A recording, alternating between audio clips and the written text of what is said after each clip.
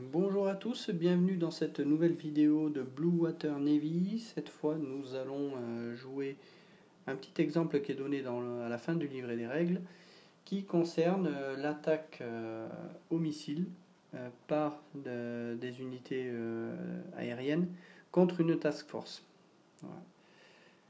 Donc, on va décortiquer un petit peu ce scénario-là, comment on utilise également les cartes des règles et où on trouve justement ce qu'on doit suivre.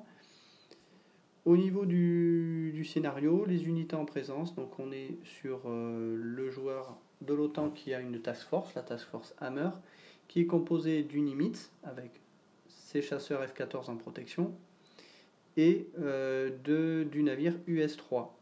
Et la task force a une port detection. On verra tout à l'heure que ça a une importance. Avant de parler du port detection, un petit détail sur le US-3. Dans le scénario qui est donné, on est sur ce modèle de US-3, comme vous notez en haut, 89+, c'est-à-dire que c'est un navire qui date de 1989 et ensuite.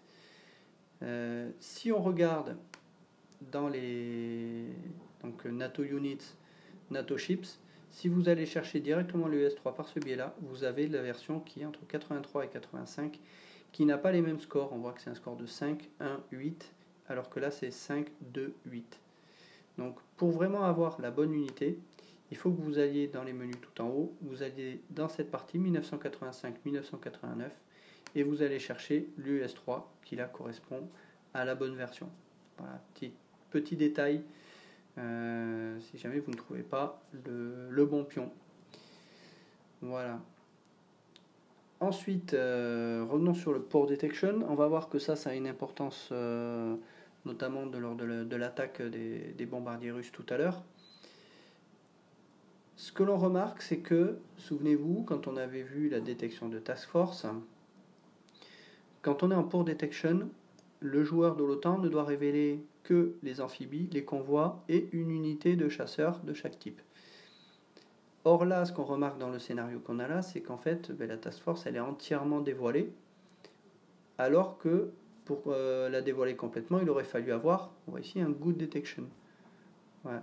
Donc, il y a ici, pour le besoin du scénario, pour pouvoir expliquer plus en détail les règles, les concepteurs de l'exemple ont décidé de montrer ces unités-là. Mais il faut savoir que dans un jeu réel, ces unités ne seraient pas connues. Voilà.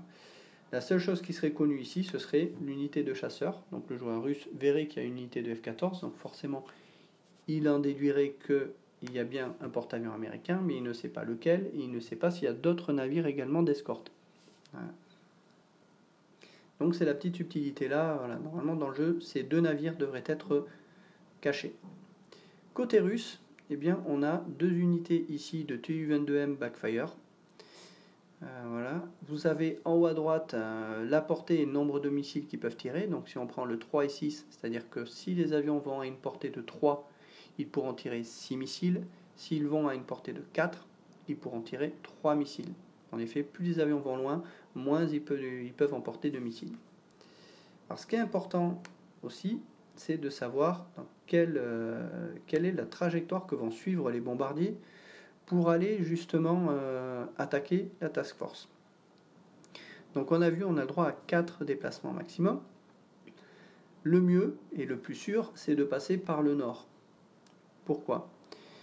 Déjà, si on passe ici par la mer Baltique, vous voyez cette flèche, elle nous dit que pour aller jusqu'à la mer Baltique, il faut 3 zones. Donc si on se déplace ici, on a déjà 3 zones qui sont consommées, il ne nous resterait qu'une 4e zone, donc on pourrait aller que jusqu'ici, on ne pourrait pas aller jusqu'à la task force. Et en plus, on passe dans ce secteur-là où il y a des chasseurs F-16 danois qui nous intercepteraient. Donc on va éviter de passer dans ce coin-là. Par contre, si on passe par là, eh bien, si on se déplace ici, on va à la mer de Barents, 1, 2, 3. On peut se déplacer dans ce sens-là, puisqu'on voit ici, on a une petite limite, on peut passer là. Mais on peut faire aussi également 1, 2 et 3. Donc, avec seulement 3 points de déplacement, on peut arriver à se déplacer. Mais il faut pour cela absolument que le joueur russe annonce par quel secteur il arrive. Voilà. Notamment tout le trajet que suit les bombardiers, par ici, par ici. Parce qu'en effet, si on avait une unité de chasseurs qui patrouillait ici, ben forcément on aurait pu se faire intercepter. Là, c'est pas le cas, donc on peut se déplacer comme ça. Voilà. Donc nos unités russes se sont déplacées là. Maintenant, il va falloir résoudre la cape qui va intercepter les bombardiers et tenter de les intercepter avant qu'ils puissent tirer les missiles. Donc, on va se référer à nos règles ici. Il faut aller dans la partie Fighters. Voilà.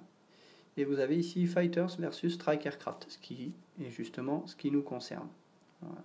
Donc, vous avez également ici des petites règles optionnelles, enfin, qui ne s'appliquent pas ici dans notre cas. Donc, ce que l'on va jouer, c'est qu'on va lancer donc, le nombre de dés de l'unité, auquel on va ajouter la Tactical Value. Donc ici, notre unité de F-14, elle a un chiffre de 4, ce qu'on voit en haut. Vous avez le chiffre 1, c'est la portée des F-14, et en dessous, le chiffre 4, c'est le nombre de dés qu'ils vont pouvoir lancer. Donc on va pouvoir lancer 4 dés, et ensuite ajouter un modificateur de dés de plus 1, plus 2, qui correspond à la Tactical Value. Donc dans l'exemple qui est donné, l'unité de F-14 obtient un 1, un 6, un 8 et un 10. Souvenez-vous, quand on obtient un 10 naturel, ça permet généralement d'avoir des petits trucs en plus, ce qu'on va voir justement. On applique maintenant le plus 2, le Tactical Value. On a donc un score au final de 2, de 8, de 10, qui n'est pas un 10 naturel, et de 12. Voilà. On va maintenant comparer les scores, donc ce qui va ici, avec le numéro de défense du TUF-22. Donc ici c'est 10. Le score de défense c'est 10. Donc il faut un score de 10 et plus pour pouvoir toucher cette unité. Là on a donc un 10 qui est obtenu avec le Tactical Value et un 10 naturel. Voilà.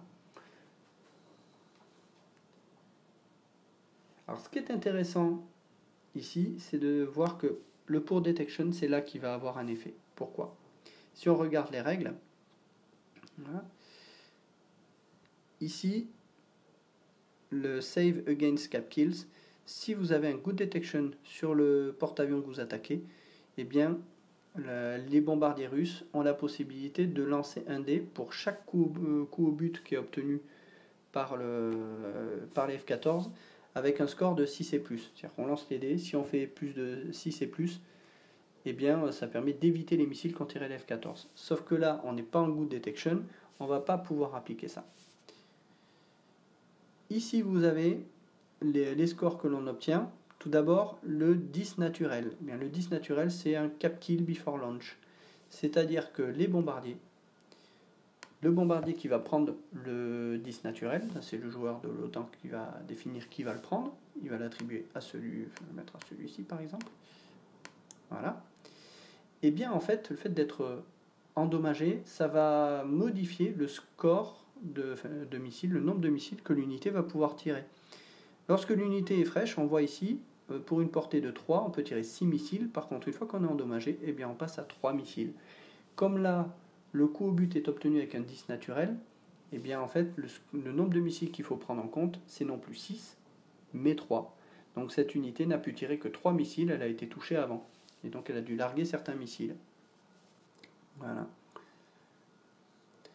Ensuite, si vous avez également un Natural 9, vous obtenez l'équivalent d'un Natural 10 sur un bombardement, sur une unité de bombardement et non pas missile. Ici, ce ne sont pas des unités de bombardement, c'est des unités de strike, donc qui tirent des missiles à distance, donc ça ne s'appliquera pas. Voilà. Il nous reste le 10 non naturel. Et bien ce 10 non naturel, ça va être cette fois autour. Souvenez-vous, c'est autour du premier joueur. Donc là c'est OTAN parce qu'il a eu un natural 10. Et ensuite ça va être au joueur russe, ensuite au joueur OTAN, ensuite au joueur russe. Et on alterne comme ceci. Donc là le deuxième coup au but, c'est le joueur russe qui va décider à qui il va le mettre.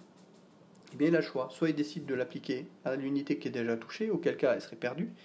Donc pour essayer de la sauvegarder, eh bien, il va appliquer des dégâts à l'autre unité. Voilà. Par contre, comme ce n'est pas un disque naturel, en fait, ce qu'il va falloir faire, c'est que les missiles en fait, ont pu être tirés avant qu'ils soient touchés par les F-14. Donc, au final, là, on va prendre vraiment le score de 6, donc 6 missiles qui vont pouvoir être tirés, hein, plus les 3 de l'unité qui avait été touchée précédemment, mais on n'oublie pas de le retourner. Et donc, au final, ce sera 9 missiles qui vont être en route vers la cible. Alors, pour cela, on va aller voir l'échelle des missiles qui est ici, et on va placer le petit pion missile sur le nombre de missiles que les bombardiers ont pu tirer. Voilà. Reste une petite chose à gérer concernant les F-14. Comme vous pouvez voir, les F-14 ont fait un score de 1 lors du lancer 2D. Et bien ce petit score de 1, il va être utile quand même, vous allez voir. Dans les résultats que l'on a là, si on obtient un 1 ou un 2 naturel avec un F-14, eh bien ça détruit le nombre de missiles qui correspond au lancer de dés. Donc si on obtient un score de 1 naturel, on va pouvoir détruire un missile qui est en route. Si on obtient un score de 2 naturel, on va donc pouvoir détruire 2 missiles qui sont en route. Ici on obtient un chiffre 1, eh bien ça signifie que les F-14 arrivent à détruire un missile. Et donc il y a un missile en moins qui est en route vers la flotte. Voilà. Donc on a au total 8 missiles qui sont en route. Maintenant on va passer à la phase de résolution des SAM. Donc les F-14 ont fait leur travail à longue distance. Ça va être maintenant à la protection de la task force d'entrer en jeu. Ici on a le US-3 qui a un chiffre de 5 qui correspond à la protection SAM. Donc 5D, il peut tirer en fait 5 missiles, 5 SAM. Mais pour cela il va falloir aller voir le tableau qui correspond ici. Missiles Attacks Against Task Force et la SAM Resolution. Voilà. On va d'abord regarder combien de missiles sont en route. On a dit on a 8 missiles qui sont en route. On va être donc dans ce cadre-là, ici entre 6 et 10. Ce qui veut dire que la Task Force peut tirer le nombre de missiles qui sont en route plus 2. Donc si on a 8 missiles qui sont en route, la Task Force peut en théorie tirer jusqu'à 10 SAM pour essayer de se protéger. Sauf que la Task Force, elle n'a pas une capacité de 10 SAM, elle a une capacité que de 5 SAM. Donc elle ne va pouvoir tirer que 5 SAM sur ces missiles-là. Donc maintenant le joueur de l'OTAN va essayer de déterminer qu'est-ce qu'il touche. Hein. Et donc il va lancer les dés qui sont notés ici, donc un dé par point de SAM. Et appliquer les DRM qui sont là. Alors les DRM, on ne va pas les appliquer, ça ne nous concernera pas ici. Donc le joueur russe, lui, le joueur de l'OTAN, il va donc lancer sur ces 5 SAM, il va donc lancer 5 dés. Donc il va obtenir, on va partir là-dessus.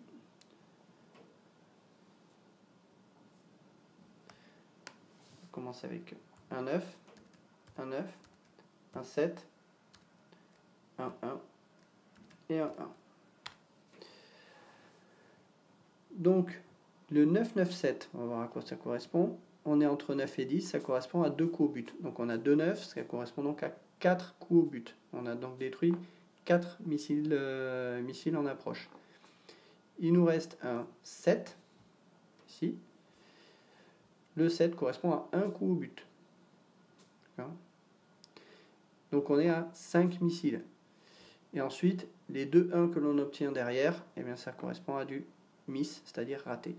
Donc la Task Force a quand même réussi à détruire 5 missiles qui étaient en route. On va donc mettre à jour le tableau. Donc 8 moins 5, il nous reste 3 missiles qui sont en route. Voilà.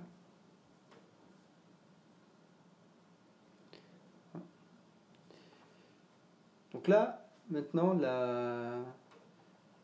la Task Force a effectué sa défense. Maintenant, ça va être la résolution des coups au but qui va être effectuée par le joueur russe. Donc, pour cela, on va jouer la partie Incoming Missile Resolution. Et là, c'est un petit peu particulier. On va lancer un dé par tranche de 2 missiles et un dé unique s'il reste un missile suivant. Donc là, il nous reste 3 missiles en route. On va donc lancer un dé qui va correspondre à ça et un dé pour ça. D'accord ? Donc ce qu'on va obtenir donc un score de, on va dire, 9 et 1. Voilà. 9 et 1, ça va correspondre à quoi? Déjà le 9 pour le premier missile, donc pour le premier lot de missiles, ça va correspondre à 2 coups au but. On a donc déjà 2 coups au but. Et puis pour le chiffre 1 qui reste, eh bien on est dans ce cadre-là, le missile qui reste, on est sur un miss. Donc on a 2 coups au but, à savoir que on peut modifier ces scores de dés avec, si on avait un good detection ou bad weather, mais là on n'a pas un good detection justement, hein, on a un poor detection, donc on ne pourra pas appliquer un +1 à nos scores. Voilà. Donc on a 2 coups au but qui vont pouvoir être attribués pour ce cadre-là. On va ensuite passer au Missile Hit Selection. Là, ça va consister à lancer 2 dés, voilà, quel que soit le nombre justement de missiles qui sont en route, hein, ça n'a pas d'influence. Et ce qu'on va chercher à faire, c'est parmi ces scores de dés, est-ce qu'on va obtenir du N9 ou du N10. Donc on va voir ce qu'on va obtenir. Là, on va obtenir, dans le cas de l'exemple, un 9 et un 3. Donc le 9, ça va être un N9, ce qui correspond donc à un coup au but qui va pouvoir être attribué en premier par l'attaquant. Si par exemple on avait fait 2 9, donc 2 natural 9, ça signifie que les 2 coups au but que l'on avait auraient pu être attribués entièrement par l'attaquant. Ici c'est pas le cas, on n'a fait qu'un seul 9, donc déjà le premier coup au but, c'est le joueur russe qui va pouvoir l'attribuer. Et donc le joueur russe il va décider de l'attribuer à la cible la plus importante, c'est le Nimitz. Voilà. Okay. Ensuite reste le deuxième missile qui n'a pas eu donc un score de 9 ou de 10, puisque le deuxième score qu'on a eu ici c'est un 3. Eh bien ce score de 3 en fait ne nous permettra pas aux Russes d'attribuer le deuxième coup au but, ça va être le joueur de l'OTAN qui va l'attribuer. Et le joueur de l'OTAN, il va décider de l'attribuer non pas au Nimitz, mais au US-3. Voilà, essayer de protéger un peu le Nimitz. Voilà. Maintenant que ça c'est fait, eh bien, il va falloir déterminer l'étendue des dégâts sur le porte-avions. Donc pour ça, il va falloir se référer à cette partie-là, Capital Ship Damage, et lancer un nombre de dés qui est indiqué et le comparer ici. Hop. Donc il faut regarder en fait l'arme qui est utilisée. Ici, si on regarde les avions russes, on est sur un chiffre blanc sur fond noir, donc ce sont ce qu'on appelle des missiles noirs. Voilà. Vous pouvez vous en référer également ici. Hein. Si vous avez des missiles là, c'est Long Range Missile Black. D'accord. Donc on va suivre, on va chercher ici les Black Missiles. Black Missiles, ils sont ici. Black or Submarine White Missile. Donc on va pouvoir lancer 2 dés pour pouvoir déterminer l'étendue des dégâts. Donc, sur ces 2 dés, le joueur russe, il va lancer, il va obtenir un 5 et un 8. Voilà. Si on regarde donc ici les cibles en question, vous avez 2 types de porte-avions. Vous avez des big et des huge. Le porte-avions qui nous concerne ici, il a un H, c'est un huge. Donc il va falloir regarder cette ligne-là. Pour pouvoir couler le porte-avions directement, il faudrait un 10. D'accord. Or, on n'a pas fait de 10, on a fait un 5 et un 8. Donc déjà, le porte-avions n'est pas coulé. Par contre, on est entre 1 et 9, donc tout autre score endommage le porte-avions, donc il est bien endommagé. Voilà. Une fois que ça c'est fait, il va falloir déterminer est-ce que ces dégâts vont avoir un impact sur les unités aériennes qui l'emportent. Et là, on va suivre ici la partie qui est là, Damage Carriers. Et ce qui nous intéresse ici, c'est cette partie-là. Half of all air must roll and take a step loss on a 6+. C'est-à-dire que pour la moitié des unités qu'elle transporte, du moins que ce porte-avions transporte, il en dispose de 4, 2 F-14 et 2 Carrier Air Group, donc des bombardiers. Eh bien, on va donc lancer la moitié de ces unités, c'est-à-dire 2 dés, pour déterminer si parmi ces 4 unités, ben, il y a une unité qui va pouvoir être détruite ou pas. Et donc là, si on fait, c'est pas défini dans le scénario, donc je vais lancer 2 dés aléatoires, on a un 8 et un 9. On a donc 2 scores qui sont supérieurs à 6, ce qui signifie qu'on a 2 unités sur le porte-avions qui vont être littéralement détruites. Le porte-avions va se retrouver amputé de 2 unités, ce qui est quand même lourd. Et donc après le joueur de l'OTAN va choisir à qui les attribue. Est-ce qu'il les attribue au F-14, donc aux 2 unités de F-14, ou alors aux 2 unités de bombardement, ou un chacun. Après c'est le joueur de l'OTAN qui décide comment il attribue ces dégâts-là. Voilà. Donc maintenant que l'attaque est terminée, eh bien nos petits bombardiers, hop, ils ont terminé leur travail, ils vont pouvoir rentrer chez eux. Hop. Et c'est terminé pour eux. Voilà. Voilà pour cette partie qui concerne l'attaque de Task Force. Donc vous voyez que c'est quand même assez complet. Il faut vraiment aller étape par étape. On a vite fait de passer au travers de certaines choses, que ce soit des modificateurs de dés, d'une étape.